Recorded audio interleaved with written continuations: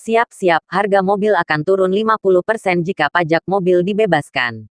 Jika Anda berencana membeli mobil baru dalam waktu dekat ini, berita ini patut Anda pertimbangkan. Keputusan dari pemerintah soal rencana relaksasi pajak mobil baru masih belum diputuskan.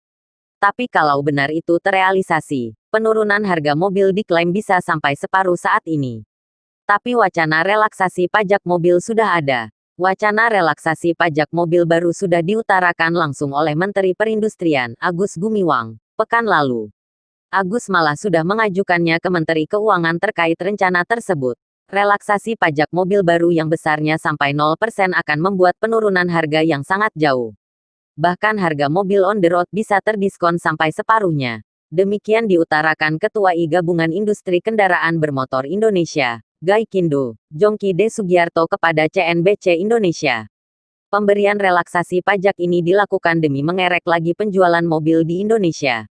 Meski dalam beberapa bulan terakhir penjualan mobil sebenarnya mulai merangkak naik, tapi angkanya masih jauh di bawah saat sebelum pandemi virus corona datang.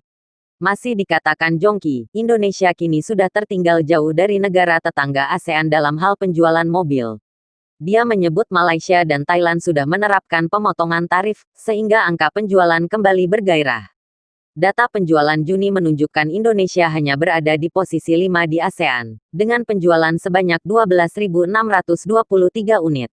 Padahal di periode yang sama Thailand jauh di atas kita dan menjual 58.049 unit.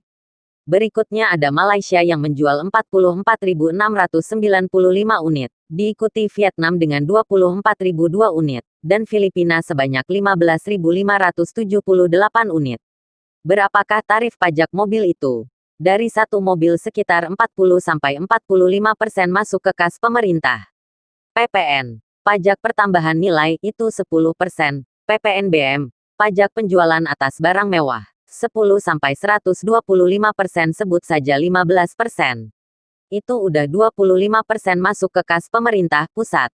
Bea balik nama kendaraan bermotor, BBNKB. 12,5%, kemudian PKB, pajak kendaraan bermotor, 2,5%, berarti 15% masuk ke Pemda. Jadi total 40%, kata Jongki.